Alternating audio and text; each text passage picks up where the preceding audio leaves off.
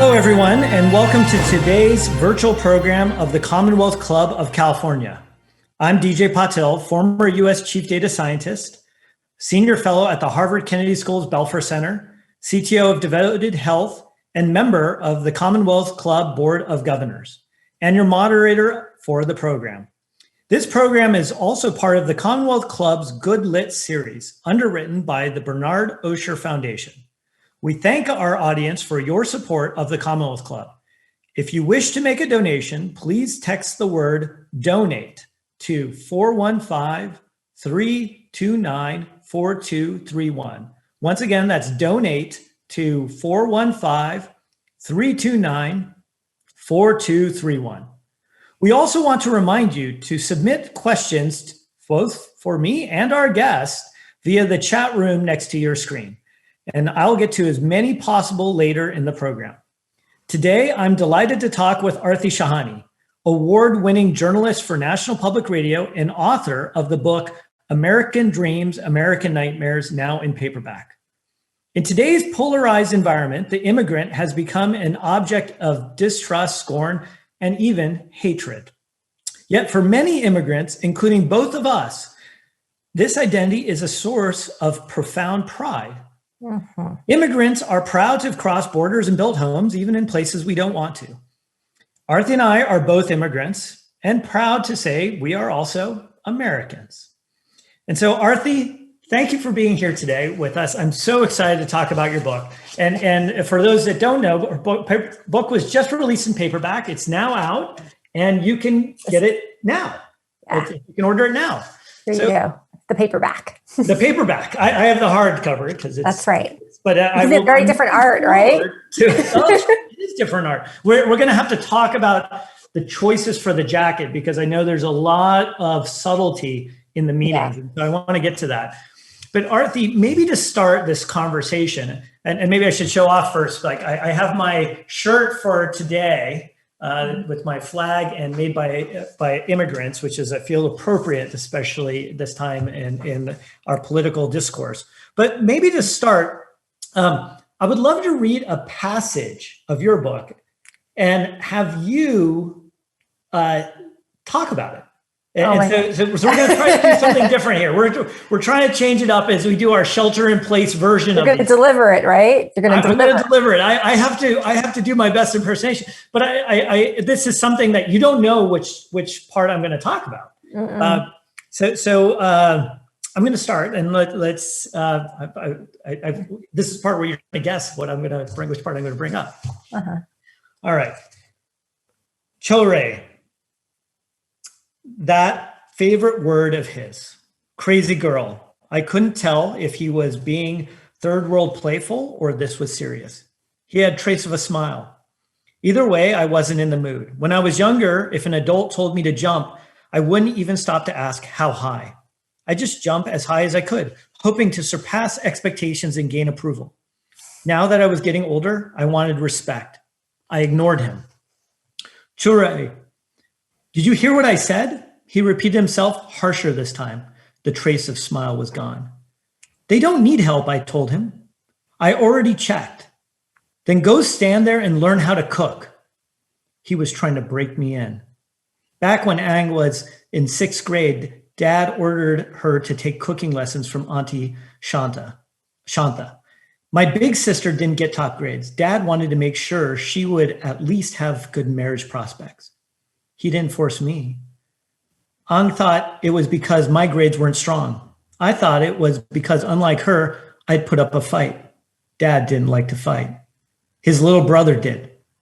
I said, go to the kitchen, Uncle Ratan repeated himself. No. That single syllable shot out of my mouth and pierced his eardrum. What did you say? I couldn't believe it either, but I wasn't going to take it back. Our eyes locked. I wish they hadn't. I didn't know how to avoid eye contact. We were in front of an audience. Dad was right there. And I had defied my uncle directly, out loud. His manhood was on the line. What did you say? He repeated. I'm going downstairs. I got up to head to the staircase. There was another TV in the basement. I could find a sitcom about a happy family. Uncle Ratan blocked me, standing inches from my face. the vein on his temple pulsing. I smelled the stench of his breath. It always smelled like rotten eggs. No longer speaking, but shouting, the grenade of his temper came straight at me. Go to the kitchen or I'll break your mouth. Lay a finger on me and I'll have you arrested, I said. This is America. That portion has always stood out to me powerful on so many dimensions. Not only because it's happening right next to the kitchen, with so much of our culture happens, especially immigrant households, but also an extended family. And it also shows that dichotomy of generational divide. The question I have for you, Arthi, when you hear this, you could have written any story. You're famous, you're well respected. You didn't write the pat yourself on the back immigrant story. You wrote a very raw, emotional story. It didn't paint everything in the best of light. Why? Okay, I'm going to answer your question with a question. I'll get to it, but I mean, like, so why did you choose that passage? Like, what did it do for you when you read it? I mean, it struck me as very raw. It struck me as an immigrant. It brought together so many memories of what it means to be an immigrant, that you're in this colossal mix. And so for me, I could almost picture myself in that. And so it was so vivid. It was so raw. That's why I think it stood out to me. So it reminded you of things that you've seen, maybe. Right. Yes. Right. I mean, DJ, like, that's, part of what one does when you write, it's helping people to talk about an experience that maybe you're not comfortable talking about. Right. And I think that it's funny, right? Because even how you introduced what we're doing here tonight, I am incredibly proud of my migrant identity. It really strikes me as the ultimate kind of gaslighting, that the thing that I feel like is a really strong attribute is being so thoroughly crapped on all over the world by leaders, also by newsrooms. I mean, just I feel like the story of who we are has just been so contorted. And what worries me is that when you are a community under attack, a very natural response that is reinforced all around you is the need to role play being perfect, right? Why should I have permission to be here? I mean, if perfection is the bar to entry, no one enters. But we who try to defend our existence in this country feel like we have to put up a show, and I don't think that's healthy, because the fact is, I recall, DJ, in my family's experience, that you just read a scene where my uncle, my dad's kid brother, he was a brute. He was a bully, and he threatened me in a way that, lots of Desi girls are threatened. At home. Very run-of-the-mill stuff. That's not extreme. It's very, very, very run-of-the-mill. And I can tell you that as my family's journey in this country progressed, and, what I write about in Here We Are, as you know from reading the book, is a situation in which my father, as well as his kid brother, this uncle who's a bully, they get arrested. And the story actually unfolds around that arrest. In real life, I basically became my family lawyer when I was a teenager, and I started getting involved in my family's legal problems. And so when I was doing that, I would go and run around and speak to lawyers, public officials, electeds, judge. I'd reach out, and when you're trying to defend your right to exist, you don't share a complicated story about how messy my family is. Now that I am, as an adult, no longer fighting to survive, I have the privilege, the ability to just open up and be honest. Because a lot of people right now, a lot of people with us tonight feel like they're fighting for the right to exist. And when you're in that fight, it's really, really hard to say what's actually happening in your life. You have to paint, people to me who paint this sort of perfect picture, like the model minority picture, that to me is always a signal that, oh, you're a very insecure person. And I don't mean that as a pot shot. I mean, like, there are things about your life you feel very unsettled in. And so you need to sort of portray a superhuman kind of, being. But that passage, and thank you for reading that one. It was interesting to hear the words because, the word that he was calling me is chari, stupid girl, foolish girl. And I didn't pick up Hindi or Sindhi, which is what my family spoke. Well, they spoke 6 languages. I actually ended up learning Spanish, but like I didn't pick up the Indian languages, but there are like a few words I totally picked up, and like chari and chupkar, like, dumb girl, shut up. Like that I knew. Yeah. So can we actually talk about that? You raised such an interesting thing because as an immigrant myself, I did not, when I came to this country, I was very young. I was still a baby. I was effectively raised my entire life here in the United States. Mm-hmm. I speak more Spanish than I do any other language, like Hindi or any other. Oh, tú también, huh? Okay. Bueno.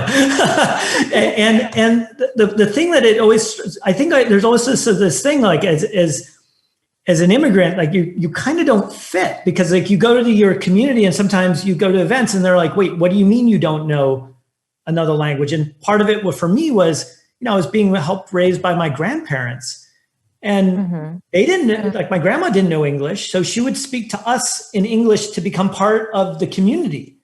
And so there's this dichotomy of what we paint as like the ideal immigrant or ideal person who's supposed to know you're supposed to have certain facets or check boxes, and we don't have them. How did you reconcile that as you went through your immigrant story? And I'm sorry, what do you mean check boxes? What type of check boxes? So check boxes meaning like we all got straight A's. We all went, we speak this English. We're culturally, we take the classic Indian classes, or if you're Chinese of Chinese origin, you go to Chinese Mandarin or Cantonese school on the weekends, or something of that nature. It's so funny you say this, and like, so I just like let's pull it apart a little bit. Like, did you get straight A's? I was lucky if I got an A. Yeah. I mean, like, so here's the thing. I'm not trying to put you on the spot because like, I think you're really smart, but you didn't get straight A's. You were not a straight A student at all. I was, but you weren't. And like, I think that part of at least in the US, part of the immigrant experience is on the one hand being like deeply distrusted, like, who are you? What are you doing here? But then also like it's like the cult of high expectations. And so, like I was talking to a girlfriend of mine who's African American. She's from Los Angeles, physics PhD from MIT. Okay. Brilliant woman, is working on this incredibly hard technology to transform carbon into like meatless meat. I mean, like, I can't even she does important, complicated stuff. I wonder, having a conversation, I'll paraphrase how I remember it, but basically she grew up with people chronically underestimating her, chronically assuming, oh, you're not going to be able to do, or, oh, you must not, even like the being complimented about like, oh, you're so articulate. Like, how often do you tell like an elder white gentleman, oh, you're so articulate? Like, you expect that person to be well-spoken, but for some reason, when it's like a young Black girl or Black girl, like, oh, you're surprised. These are points that she was making to me. And I have to say that I was like, it's so funny because I feel like if anything, I benefited from being chronically overestimated. Mm-hmm. And what I mean by that is that you step into classes and the teachers just assume, oh, this is going to be a great student. And that the cues when you're young, especially the cues that you get around you, right? They really form your own self image, right? So if you assume that I'm going to lead and I'm going to do this thing, I kind of assume it too. And if you don't assume that, it's hard for me to believe in myself. It takes a type of character that's incredibly rare. And so, like, I just mentioned that to you because I mean, I know for a fact, like from where I grew up in Queens, New York, I grew up in a majority minority community, okay, in the 1980s and 90s in Queens, New York City. And I can safely say there were a ton of, B and C immigrant students, some of whom were related to me, but we don't talk about that like that in our society. Why? Like, what do you think Why do you holds us think? back? Is it that we're afraid to show who we really are? Are we Why do you think? afraid to protect, to shatter the veneer of Uh-huh. the ideal, the Amar Bose kind of like the founder of the headphones that a lot of people wear, kind of ideal, like just, the rocket ship personality? Mhm. I mean, I have a couple of guesses. I'm kind of curious if you agree with that characterization, and maybe you don't, but why do you think? Well, I mean, for me, I grew up in the mountains of Utah, and I was diversity. so there wasn't anybody else. And I got an Indian friend. yeah, they're like, yeah, you're the diversity kid. And so, like I remember how often it was growing up. I moved here in 5th grade to the San Francisco Bay Area. And even when I moved here and it was not the Silicon Valley that people think of, it was still orchards, the time and time again, people would say, wow, you speak English so well. Mm-hmm. And just sort of, and I remember just sort of thinking like, well, what am I supposed to do with that? And sort of, I wonder, and then there's the ideal of you realizing that people, you hear about some story that's written up as an expose and it says, wow, here's the amazing person, but they don't talk about the rawness and the other portions of it, the underbelly of being an immigrant, if you will. What I think actually is our superpowers is it's a struggle. Right. I think that it's like my take on sort of why we have the stereotype that we do. And the thing is, there, like in every stereotype, there are these things that you can point to as the elements of truth that then snowball to bigger things. Like, if you read Tolstoy at all, like Tolstoy was a master of the national stereotype. Like, I don't think that Tolstoy, by the way, could ever survive Twitter. Like, I think that he would be like killed in a heartbeat as a troll just for the way that he would talk about entire slots of people. It's a good thing he was writing when he was. But I think that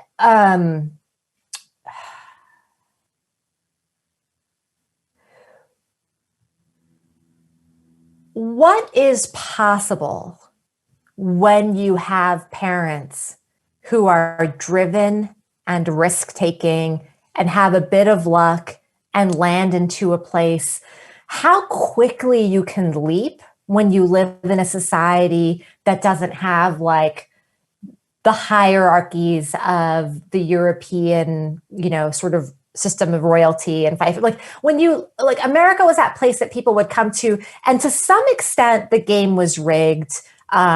Clear racism institutionalized, but to some extent, certain people could kind of leap into things in ways that they hadn't experienced back home. So, like back home, you read these stories in Ellis Island, even of the illiterate migrant from Germany, and they didn't have to really pass literacy tests. They just came on in, was able to then, raise a child who went on to be a rich landowner. And it's like that kind of thing that wasn't possible back home, in part has been possible here because you're not so defined by your family class status rank as you would have been elsewhere. I mean, all these things are relative, but relative to other countries, the US is unstructured in that way.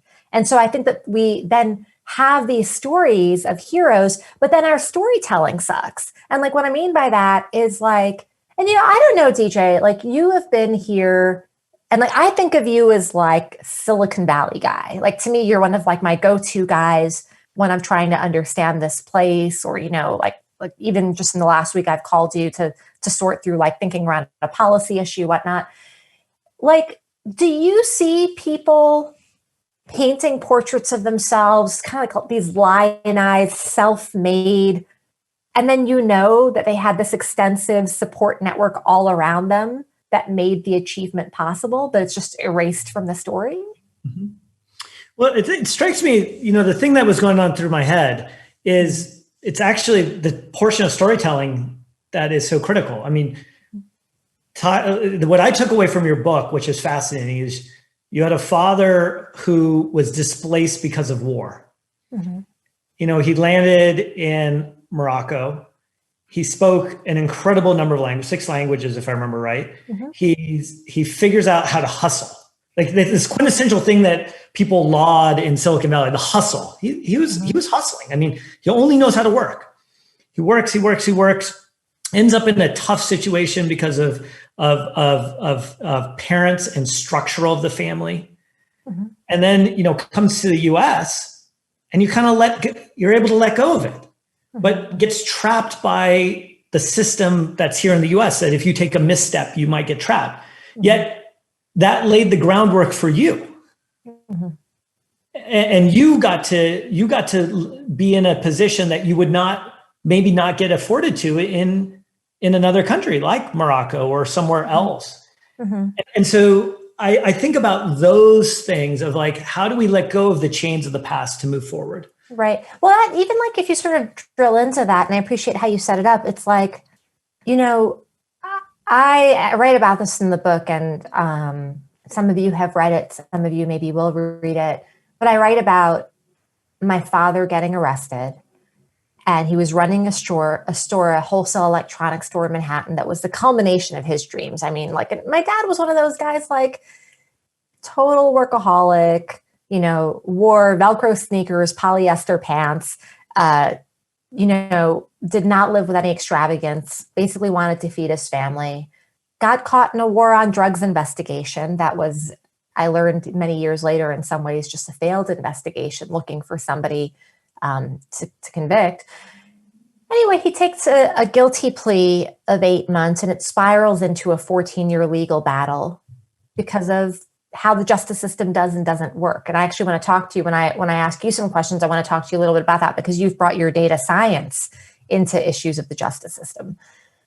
But something that really struck me, DJ, and I don't know if you've had this experience in this country, is at key moments when you feel like you don't belong here, if you're lucky, you meet people all around you who are maybe they've been here an extra generation or 2 or 3. And they tell you do. Like I really think about so my father, even though he had a green card, he was given deportation proceedings as a surprise second punishment in what he was undergoing. And I remember like the moment I learned that my father could face exile from the US, I remember I felt completely indignant and outraged because at age 19, I was 19 years old. I was like, what are you talking about? This is our country. Like my name's Arthi, but I was Artie at the time, right? Like this is where we belong. How could you make us leave? And I gotta tell you, DJ, like that kind of indignation, would I, as a migrant child, have felt that in Saudi Arabia or Dubai? No, because even if the laws in the US have for decades now failed to even create lines for us to stand on, people say, go stand in line, like what line? There's no line. Even if there are not lines to stand on, the culture of this country is actually routinely in different places telling you, no, you're of here, you belong here. So like, I know that outrage I felt at 19, that kind of fueled me. And you read about it in this book, that fueled me to really fight hard for my family. That outrage, it's such a product, not just of like my karma, my energy, my being, it's a product of the culture, right? It's kind of like, and this is like the last night I was watching the vice presidential debates, and there's like this thing that certain candidates do that triggers me. And so like Mike Pence did it last night. He suggested that basically, if you're criticizing America for having institutional racism, it means you don't love this country, right? That like, oh, if you say that there's like systemic racism in law enforcement, it means you hate police. And it's like, no, like the whole like proposition of America is that there's this notion of equality that had never been written before we wrote it. There's this notion of equality. There's the fact of being incredibly far in reality from that notion. And it's like a slog to get there. That's like progress. And so you can't love this country without criticizing it. And the culture knows that, we are a culture that is perfectly fine with critiquing what is broken here. That's the culture of this place, or it had been up until more recently. And so, I think that's kind of, I think a key element for my migrant experience is, on the one hand, being exoticized in certain places, but on the other hand, getting so many cultural cues that that's kind of the rite of passage for this place, but you don't have to let go. It's yours. It's so fascinating because I just recall a story early on when I was at the White House and I was skateboarding home one night, as one does. Skateboarding. and At what age? in my mid 40s. But it's the fastest way home. And two guys were in a truck next to me, and they pull up and they say, "Go back to where you come from." Mm-hmm. And I thought for a moment, I was like, "California? Like, I'm on a skateboard, dude." And then it sort of dawned on me. I was like, "Oh, they don't see me as part of this country."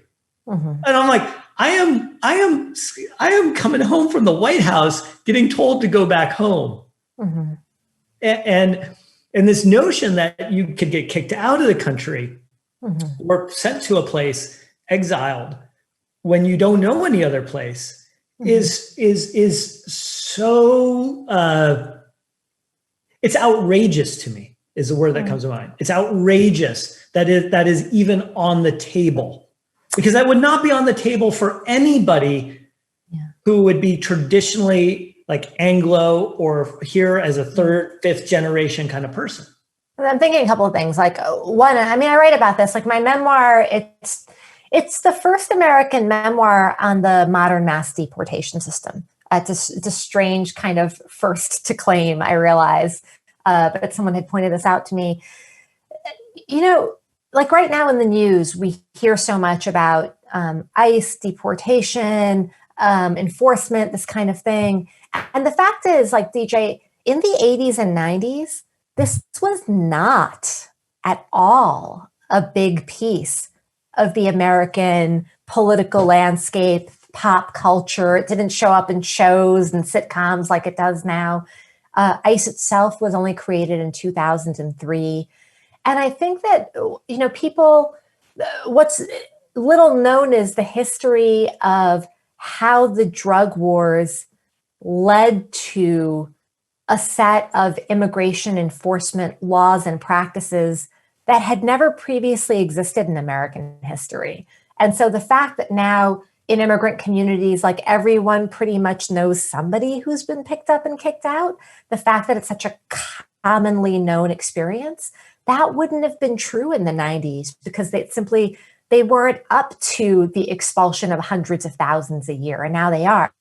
So there's actually a shift that's happened over our lifetime that, like many shifts, you don't know what's happened, so it's hard to see how. It's kind of like when just bear with me in this analogy, like when a neighborhood gentrifies.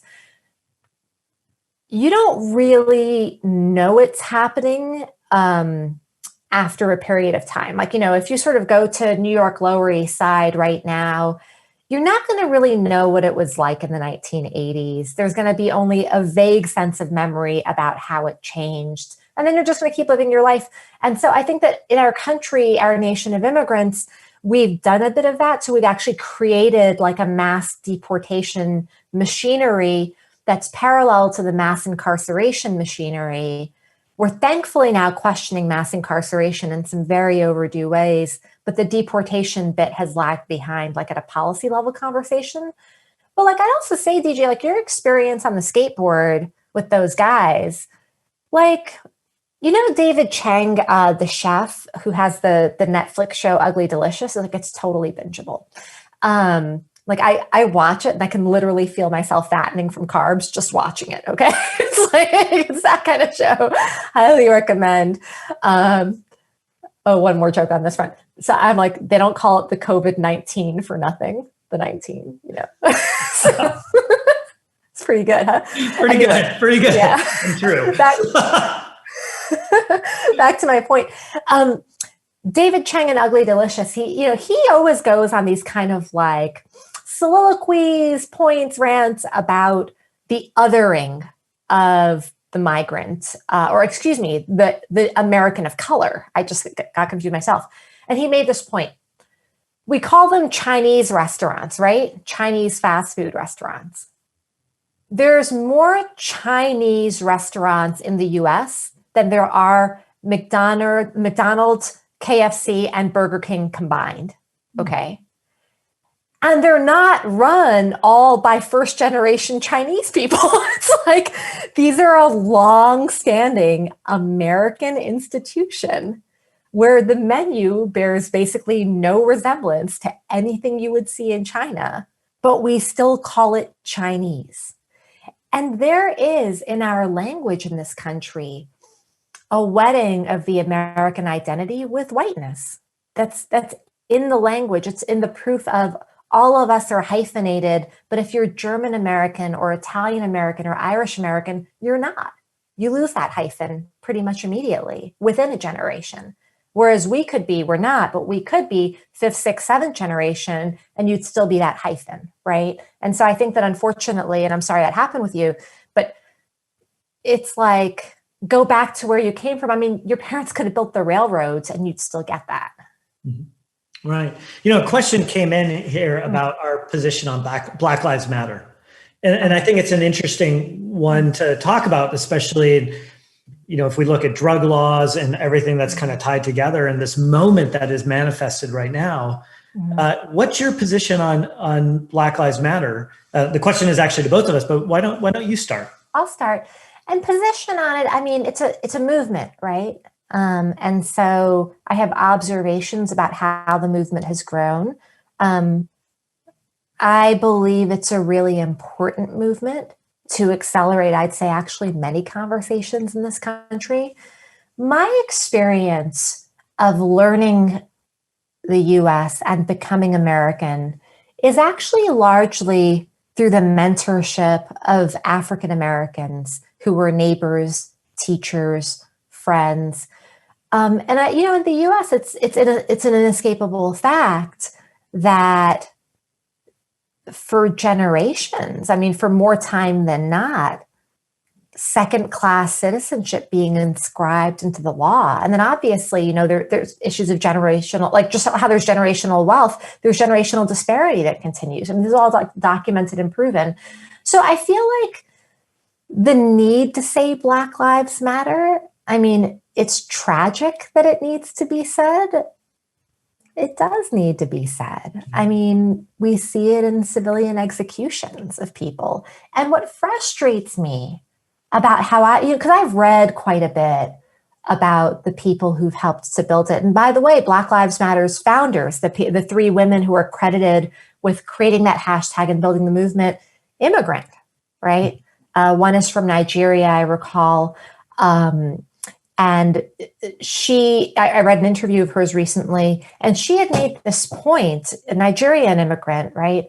Grew up in Arizona. She had made this point that in this interview that she loves this country. And again, and this is the point I was making earlier, to criticize America is not to hate it, it's to want it to improve. And so I take a lot of inspiration from the Black Lives Matter movement, because I think what it does is it signals to all of us this incredible experiment in multi-ethnic democracy. And listen, America is an experiment. Like, this is the part where we can't kid ourselves. Like, you're either with it and you're helping the experiment, or it falls apart. I mean, it's the nature of this young country. But this credible experiment, it's really hard to pull off. And if you're not comfortable troubleshooting your problems, I mean, it's like, I do business reporting, you know that, like with companies that arrive at a key juncture, right? Like, I'll give you the example. This is so like not the answer to a Black Lives Matter question, but I'll just give it. Like, I recall when Satya Nadella came into Microsoft and took it over as CEO, okay? Microsoft was flailing. People had criticized it as basically, you've missed the smartphone revolution, you've missed the cloud. Like, what are you guys gonna do? Like, hand me some floppy disks? Like, there was a lot of tongue-in-cheek criticism of the company, and he came in and he didn't like pretend it wasn't true. He came in with a mantra, like mobile first, cloud first, let's do this. And he talked about the problems. And so I think that for those of us, and like, I would just assume that some of the folks who've joined us tonight feel uncomfortable talking about race and racism. I would just assume it has so much to do with our own acculturation, the cues we get from our loved ones, life experience. Like, I just think that we have to remember, naming a problem is not what makes it big and worse. It's a step to solving it, right? What do you think, DJ? Oh, I'm sorry. I lost you for 5 seconds in our Zoom world. Okay. No, I was just saying that naming the problem doesn't make it worse. It's a step towards solving it, particularly when you can name it and keep your love and affection for the project. You know, like, I can tell you, and I wrote this in my book, you know, I believe the legal system in the US punished a fundamentally good man, destroyed his livelihood. And then when I went back to write my book, I interviewed people, including the judge who oversaw the entire case, who from his vantage point, he agreed and gave me an explanation as to why he thought it happened. Like, I believe my father's life was unfairly, his livelihood destroyed. I also believe this is a country where I've had immense opportunity. So isn't it okay for me to hold the both together? Can't I say institutional racism is real? I've seen how it works, and I love America and it's given me opportunity. Like, the both can be true at the same time. Yeah. It's also, it strikes me, you know, like a story I tell people is you know, when I had the opportunity at the White House to work on civil rights issues, especially at the interface of technology, because many times we think technology is going to just be this amazing solution that's going to fix things. Body cameras will just fix things. Yet here we are, after body camera footage, after you know, death after death of Black people, from Breonna Taylor to Michael Brown, to, you know, all the names that are there. It doesn't solve the problem. We still have it, the issues. And one of the things that I took away with this, I remember talking to an auntie at a party, and she said, "Well, this is just, you know, they bring it on themselves." And it was just such this moment where I thought, okay, how do I react to this? And before you even say that, just what did she mean by that? We know, but just say it, spell it out. It is fundamentally, it's a statement of both racism and ignorance simultaneously. It is not appreciating what the systemic racism that has led to a moment of a particular population not having opportunity, education, police being heavily invested in a system of oppression, and all the things that come along with it. And then also thinking that, well, they're there for a reason because they can't get themselves out. Like, if they just work harder, the solution will take care of itself. And, you know, the data doesn't support that at all. You don't need to have machine learning and be a whiz at anything to know. Like, the opportunities are fundamentally uneven. Mhm. And there's this part of a reckoning, which I think is fascinating in immigrant cultures, especially as first generation. There's a tension that happens for people who are immigrants, that where, we're confronting a system, people come with their baggage. Some of that is Hindu Muslim violence in India. Some of it is, other dichotomies in other locations. Some of it is you don't want castes to mix or other things. You have a generation that's kind of plowing forward and trying to let go of that baggage, but sometimes they're pulled back. And so maybe the question I have for you on this is, you've gone around the country talking to people in all different walks. You've heard from people more than anybody else that I know of about immigrants. What are you hearing across the country? Well, I mean, I do think that I would caveat it with COVID has made across the country be more like a lot of Zoom dates, right? I mean, there are a couple of things that I think are really strong points. I think people are tired of role-playing perfection. I think it's existentially exhausting and impossible for us as humans. I would not be surprised if in the next 2 to 5 years, you see an explosion of first-generation migrant American stories that are nuanced, that are not screeds fighting for policy positions, but just stories about what it feels like. Because I think that pressure cooker has been heating up and heating up and heating up. And I would point out, for example, DJ, when my family came here, we overstayed visas and were undocumented for a handful of years. Then we got our papers. And the process, it was a sibling petition, chain migration, they call it. That process, it took us like 3 years once the petition went in. Today, that same petition, it's like a 22, 24-year wait. And that is to say, more and more people who come here are basically living in uncertainty. And so I think that the need to express and unleash how hard that is.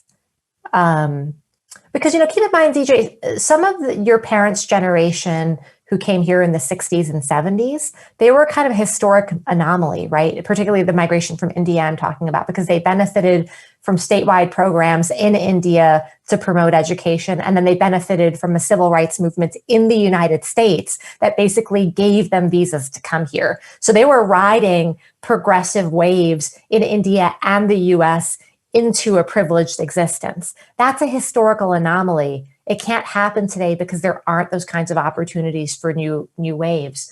But I am noticing, and I'm just like forecasting for you, there's going to be an explosion of these kinds of stories.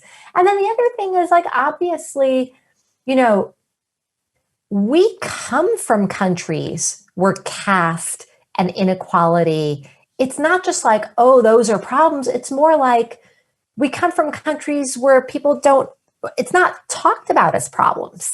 It's kind of, the divisions are more accepted actually back home than they are here. And so it's disorienting to come into a country where people are talking about equality. Equality doesn't really exist.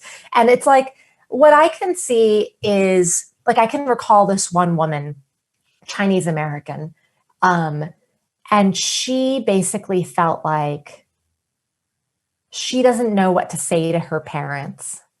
But also it's because she doesn't know what to think herself, because she feels like she's worked so hard, right?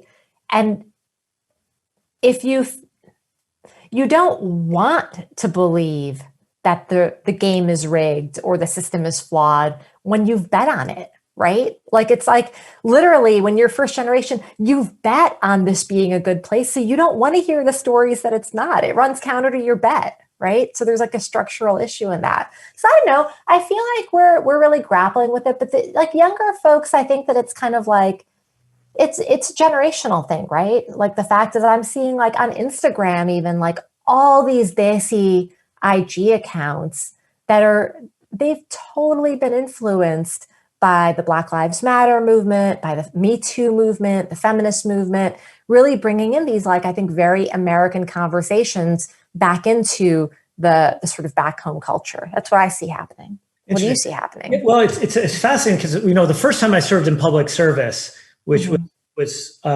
just after 9/11, you have the Twin Towers behind you. And for those that are also in the book, there's a fascinating story of how 9/11 really was this seminal moment for you.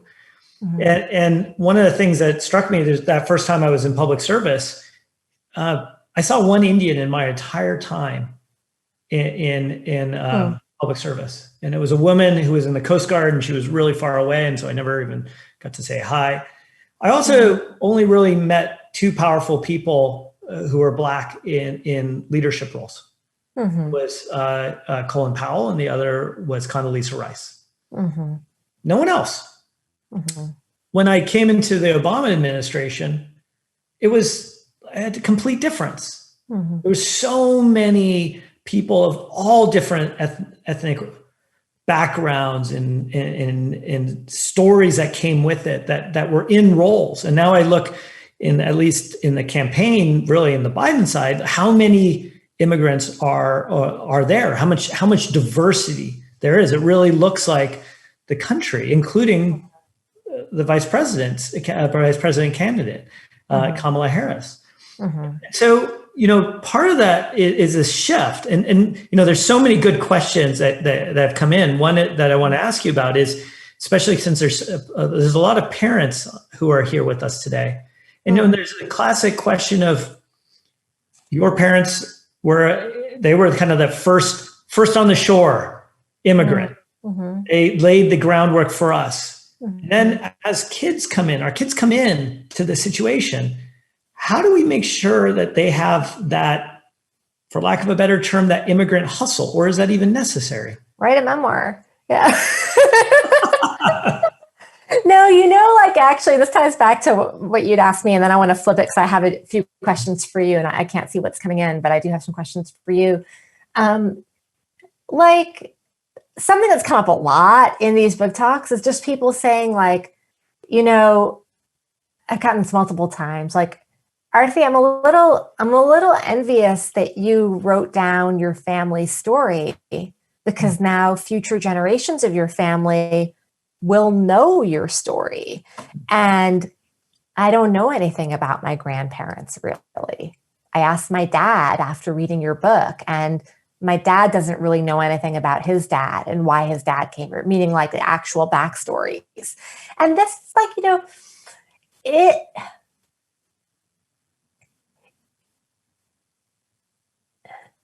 it's hard to talk about the things that are traumatic, right? It's kind of it's in the design of trauma that the very experiences from which you can learn a lot. I mean, that if you have the courage to dig into, you will learn so much about yourself, your society, relationships. The nature of trauma is a very rich place, but it's very hard to look at.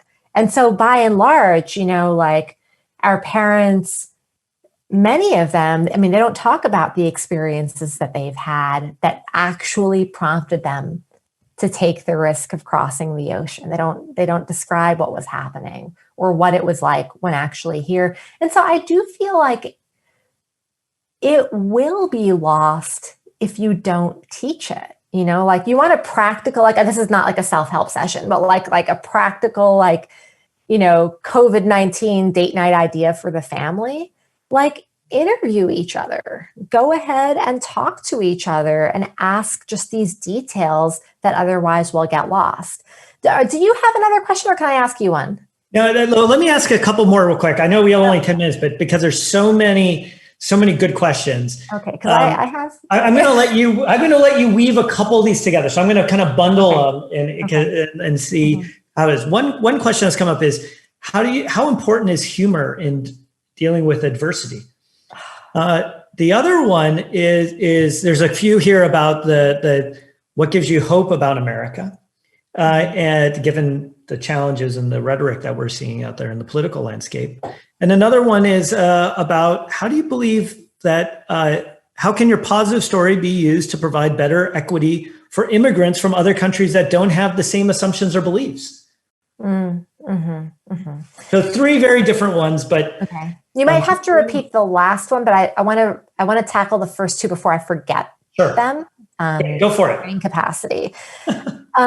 Humor. Oh my God. Like if you've been through bad stuff, like you need to know how to laugh, like there's just no other way through it. And like, one of the things I didn't expect in writing Here We Are. So, I mean, like, did you laugh when you read the book? Like, yeah, I did. There was a number of times where it very much so. Like, I'll just kind of share things I didn't expect to remember, but like ended up being like a part of this story that I'm codifying for my country and future generations. Like, okay, things were seriously blowing up all around us. I mean, like, just to give you at a high level a sense, there were 2 different legal cases, as well as a kidnapping, as well as a financial crisis. Like a lot was unraveling in my family's life. It was really, really, really not good. And I was trying to like tackle it all. I'd stopped going to college for a year so I could just focus on like becoming my family lawyer, that kind of thing. And I remember like being really like unhappy and anxious and like really, really wound up, 19, 20 years old, insane amounts of energy, not sure what to do with it. And my brother's like, yo, let's work out. And he started taking me to the gym. And he had me bench pressing and squatting. And like, he basically turned me into his little brother. Like I just physically changed, like in 2 months, like I just changed. And I remember the scene that I talked about in the book is like one day we go to the gym, like we would do like 2 hours a day, 6 days a week. That was just like our thing. And I remember we went to the gym and he had me like benching. I can't remember if it was 95 pounds or 115 pounds, but I benched like some good amount of weight, like basically my body weight at the time. And he had one of his friends from Queens join us at the gym, and the guy couldn't bench as much as me. And I like loved writing this scene where, oh, how is Aarti coping with early or with childhood trauma? She's exercising at the gym with her brother, but then I'm also like showing off that I can bench more than my brother's friend. Like, whatever, like life is goofy. There's another time where my sister, for reasons I'm not going to explain, my brother, sister, and I have to go to England to try to resolve a very bad situation. And my sister goes missing during that trip for the evening. We have no idea where she is. We're afraid she's been abducted, that something horrible has happened. And then she eventually, like, well past midnight, wanders into the motel room that we're sharing. She's just drunk. And she was so tired of all the serious things we were dealing with. She found some foreign exchange students at a pub and just decided to get wasted with them. And so, like, I'm just saying, like, life is funny. It's full of respite in between, like, the intensity. So yeah, no, humor is really important. I hope that you laugh a lot. There's a lot to laugh about. The question after that, I'm sorry, I went too long about that. No, that's totally okay. The other one was humor, and then let's talk about the positive story there's immigrants that don't always come with a historical, like Indians and those from Chinese ancestry. We come from the thing of like, oh, they must be smart.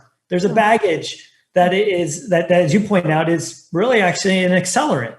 For those that come from Africa or Latin America, South America, Central America, there's a baggage of a cultural racist tribe that says they're lazy or other things.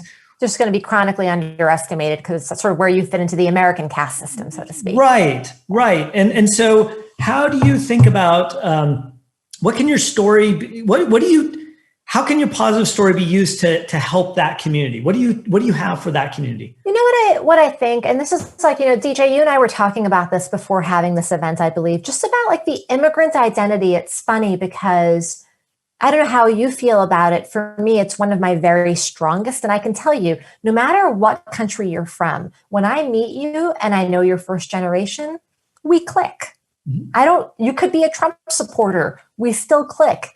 It's just a shared understanding about crossing worlds, being told you don't belong, finding your way in, and then like your nutty families. And our families are nutty in similar ways, right? So like, That said, and so like, you ask, how can my book help? I mean, like, I would pretty much assume if your family, if you have been through the experience of making this country your home, you're just going to relate to it. You'll relate to it. And I read to understand myself better, like all books are self-help books, ultimately, that's just that's why you read. And so I would think that many people will see themselves more clearly just from a sort of refracted mirror. But on this issue of where we fit in the hierarchy, there's actually another book I'm reading right now. It's by this woman, Isabel Wilkerson, and it's called Caste. And what she does in this book, Caste, is basically rereads America's racial structure by comparing it to India and Germany. Because, we in the US, we have a habit of, part of the exceptionalism of who we are is we don't use terms for ourselves that we use for others. So like regime, we use the term regime to describe all sorts of other countries. We don't use it for ourselves, even when we're currently questioning whether we're going to have a free and fair election. Okay. Wilkerson in this book, Caste, basically makes these comparisons to explain what the hierarchy in the US caste system is. And I just think that it's such a great read because she talks about part of caste is that it's unspoken. So what we were discussing about the way some are overestimated, the same way that some are chronically underestimated, it fits in the complex of caste that you see here, as well as in other countries. Something that shocked me in reading her book as a historical detail is when Hitler's regime in Germany was trying to figure out how to legally architect the program they wanted to put in place for the Jewish population. They actually looked to America's racial architecture, the racism inscribed into our laws, and basically took that as the most innovative model to try to apply in their own home context. And so it's just, I think that particularly if you're interested in the culture wars that are happening right now, anything that you can read that helps us push back an exceptionalist narrative and understand us in a sort of more global light, I think is really great. So we just have a couple minutes left. And the question that I know it's kind of flown by, it always does. When am I going to interview you, man? Well, we have to come back to the Commonwealth Club. But with this couple minutes left, your childhood policy. Oh my God. No, but the part we're living in this very emotional, challenging time where many of us are stuck at home. There's a number of us that are essential workers. Those that are essential workers, thank you for what you do. There's many people who do essential work, but you're not classified as essential workers. You're farm workers, but you should be essential workers. And the question I have for you is, what gives you hope? What gives you inspiration? DJ, I didn't say this to you before. You give me hope. You really do. And I want to explain why. This is now my shout out to my new brother from another. When I first moved to Silicon Valley and I became NPR's correspondent covering tech, which was a job that I held up until last year, I found this place to be incredibly culturally closed and uninviting. So a lot of the mainstream coverage of Silicon Valley depicted the white programmer, the awkward, geeky white programmer. You wouldn't know from media depictions how incredibly diverse this place is, but also, again, stratified. Like people break up by nationality, people break up by class. And I find a real lack of curiosity. It's like in New York City, people live so compact and close to each other. I don't know if that physical proximity makes you somehow more curious and open to difference. But I've found among very intelligent people a real lack of curiosity. You and I come from different parts of the Indian American experience, okay? my roots are kind of the messier, working class, low end globalization of the 80s and 90s. Your roots are, I think, the sort of more lauded, educated globalization of this, or migration of the 60s and 70s. I find that a lot of, frankly, Indian Americans who grew up with more sort of upper sort of echelon families are not particularly interested in the stories of the people who ran motels, gas stations, and small shops. And how much you have, the fact that you like voraciously read my book and then asked me, how can we help share it in this community? I was like, wow, really? That's what DJ wants to do? And so I feel, to me, like you're just this example of a guy who's, a lot of people believe in you. You have, I believe, we both know, a certain kind of privilege, as do I. We have different kinds of megaphones. And you think about how you can use it to help people keep learning and growing and evolving. So that gives me hope. Well, thank you very much. That means a lot. It strikes me, we just have a minute left, and I want to make sure to give you a chance to have the last word. It is the thing, because I get asked all this time, what gives me hope in this time? And it strikes me as there's a conversation that you and I have had, Arthi, which is, what was it like being at the White House? And I remember like every kid gets to go there for a field trip. I didn't get to go on my school field trip because my grades were so bad that I wasn't allowed to go to the field trip because they said you're not qualified to go to DC. So I had to go become a public servant to go to DC. And I remember thinking about what an honor it is to be on this side of the fence, when normally the rest of us are on the outside, and the importance that the next generation sees the White House as their house, not the people's house that is in a textbook. It's everybody else's except their house. And that's not just an immigrant thing. That's an aspect for every American. Right. And I see people marching in the streets for Black Lives Matter. I see people standing up for their free speech. And that's not a political statement of left or right. It's a statement of exercising your fundamental constitutional ability, the ability to be engaged. To me, that is the real beauty and the power. And as you said, it is an experiment. And experiment only works if we participate. And that is a central tenet of why this is so important. And so maybe as you kind of carry us on out here, I would love for you to just share with us, as we're heading through these times, how do you stay grounded? And you got to do it in 60 seconds. That's my chance to be my NPR version. I garden. I just started gardening. I'm a terrible gardener. I've killed 2 fledgling trees in my backyard, but I have absolutely been on the ground doing that.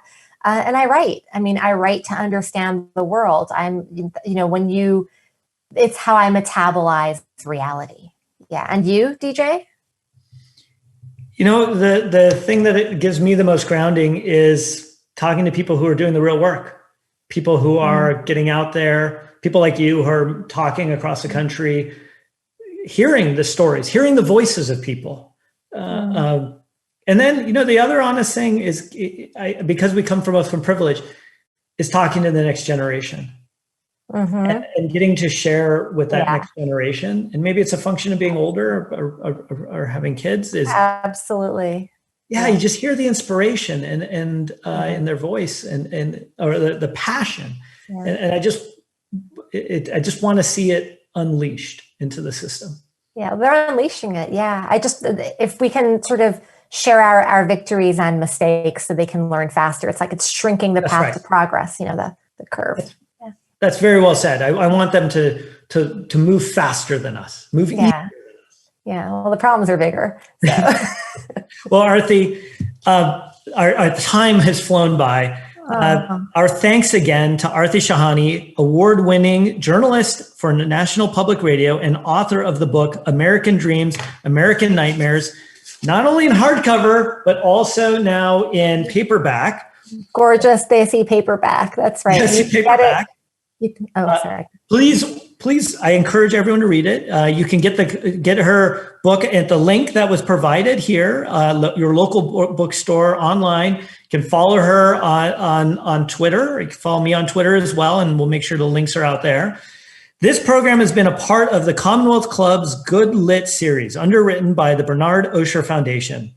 And we also want to thank you, our listening audience. This wouldn't happen without you, and the Commonwealth Club is that forum that hopes to be here for you. And so if you're willing to, please consider donating to support the Commonwealth Club.